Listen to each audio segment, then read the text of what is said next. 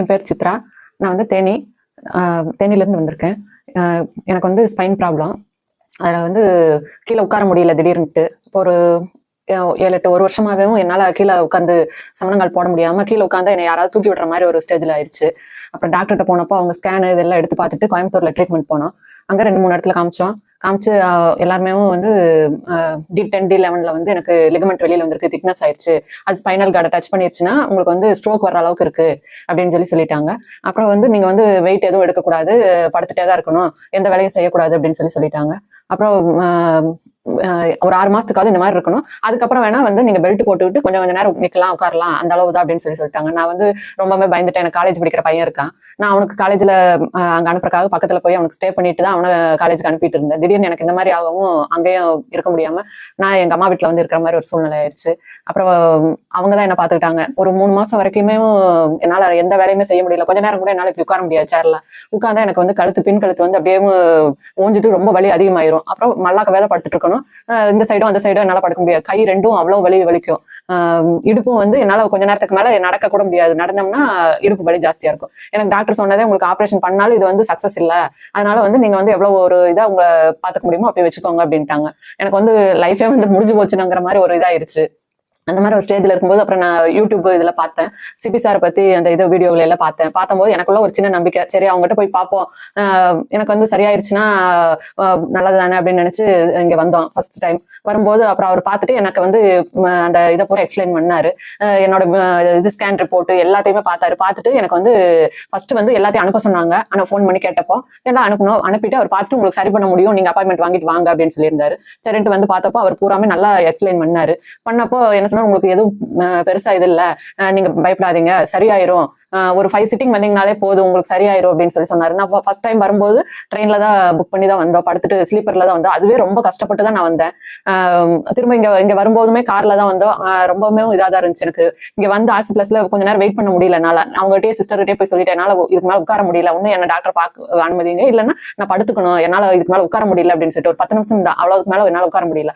அப்புறம் அவங்களே எனக்கு கொஞ்சம் படுத்துக்கிறதுக்கு அரேஞ்ச் பண்ணி கொடுத்தாங்க. கொஞ்ச நேரம் படுத்து இருந்துட்டு அப்புறம் தான் பெல்ட் போடாம என்னால இருக்கவே முடியாது. பெல்ட் போட்டுட்டு தான் கொஞ்ச நேரம் கூட இது பண்ண முடியும். அப்படி இருந்தாலுமே வலிதான் இருக்கும், படுத்துட்டு இருந்தாலுமே வலிதான் இருக்கும். அப்புறம் சார் வந்தப்போ எக்ஸசைஸ் எனக்கு சொல்லி கொடுத்தாங்க. அவங்க ட்ரீட்மெண்ட்ல எனக்கு ஃபர்ஸ்ட் சிட்டிங் முடிச்சு நான் வீட்டுக்கு போகும்போது எனக்கு அந்த கழுத்து வலி கொஞ்சம் நல்லா இருந்துச்சு. அதுக்கப்புறம் வந்து செகண்ட் சிட்டிங் வந்து ஒரு 10 நாளுக்குள்ளேயே எனக்கு செகண்ட் சிட்டிங் வர சொல்லியிருந்தாங்க. செகண்ட் சிட்டிங் முடிச்சுட்டு நான் ஊருக்கு போனேன். ஊருக்கு போகும்போது எனக்கு நான் ஃபர்ஸ்ட் எப்படி ட்ரெயின்ல வரும்போது படுத்துட்டனால வர முடியல. ஆனா செகண்ட் டைம் போகும்போது எனக்கு நல்லாவே தெரிஞ்சு, ரிலீஃப் தெரிஞ்சு. போய் அப்புறம் வீட்லயுமே வந்து எனக்கு கொஞ்சம் பரவாயில்ல, நல்லா தான் இருந்துச்சு. அப்புறம் தேர்ட் சிட்டிங் வந்து 1 மந்த் கழிச்சு வர சொல்லியிருந்தாங்க. அப்ப வரும்போது வந்து ஓரளவு நல்லாவே அந்த எக்ஸசைஸ் எல்லாம் பண்ணி கொஞ்சம் வாக்கிங் நடக்க சொல்லியிருந்தாங்க. அதெல்லாம் பண்ணும்போது எனக்கு நல்லாவே இருந்துச்சு. அப்புறம் தேர்ட் சிட்டிங் வரும்போது எனக்கு ரொம்ப பாதிக்க வலி குறைஞ்சிருச்சு. எனக்கு கொஞ்சம் திருப்தியா இருந்துச்சு. சார் வந்து 4th சிட்டிங் முடிச்சு போகும்போது நீங்க நல்லாவே கிச்சன்ல எல்லாம் ஒர்க் பண்ணலாம், செய்யுங்க அப்படின்னு சொன்னார். எனக்கு வந்து அது எதுவுமே செய்ய முடியலங்கிற ஒரு, நம்மளால எதுக்குமே ஆகாம போயிட்டோமே அப்படிங்கிற ஒரு வருத்தம் இருந்துச்சு. இப்போ நான் 5th சிட்டிங் வந்திருக்கேன். ஆனா இப்போ நான் எல்லா வேலையுமே வீட்டுல பாக்குறேன்.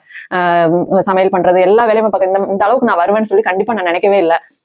இது எனக்கு வந்து பெரிய லைஃப்ல வந்து பெரிய மாற்றம். நான் முடிஞ்சிருச்சு வாழ்க்கை, நம்ம அவ்வளவுதான், இனி எதுக்குமே ஆக மாட்டோம் அப்படின்னு சொல்லி நான் நினைக்கும் போது வந்து எனக்கு வந்து கை கொடுத்து முடியும், உங்களால வாழ முடியும் அப்படின்னு சொல்லிட்டு சிபி சார் தான் என்னை வந்து இது பண்ணி வாழ்க்கை கொடுத்த மாதிரி இருக்கு. எனக்கு லைஃபே எனக்கு வந்து திரும்ப கிடைச்ச மாதிரி இருக்கு.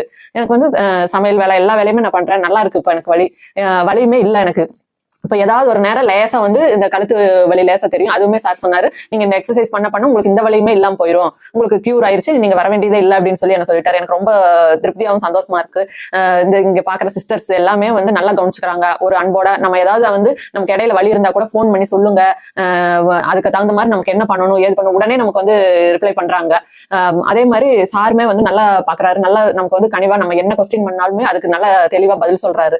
ரொம்ப நல்லா இருக்கு. எல்லாருமே நிச்சயம் வந்து எல்லாத்துக்குமே ஒரு வழியில இடுப்பு வலி இருக்கு, எனக்கு வந்து சியாட்டிகா பெயின் இருக்கு, கால்ல வெரிகோஸ் இருக்கு, எல்லாமே இருக்கு. ஆனா வந்து என்னால இப்ப வந்து இவ்வளவு தூரம் வந்து வந்தது பெரிய விஷயமா இருக்கு. எனக்கு இடுப்புல வந்து D10 D11 ரொம்ப பெரிய பிரச்சனை, கழுத்து தேய்மானம் இருக்கு, அந்த கையெல்லாம் வந்து ரொம்ப தூக்க முடியாத அளவுக்கு எனக்கு இதாயிருச்சு. எங்க நமக்கு வந்து ஸ்ட்ரோக் வந்துருமோங்கிற ஒரு பயத்திலேயே தான் நான் இருந்தேன். ஆனா இப்ப எனக்கு நல்லாவே மனசு தெரியுது, எனக்கு அந்த பிரச்சனை இனி வராது என் லைஃப்ல, நான் நல்லாவே இருப்பேங்கிற ஒரு நம்பிக்கை என் மனசுக்கு வந்துருச்சு.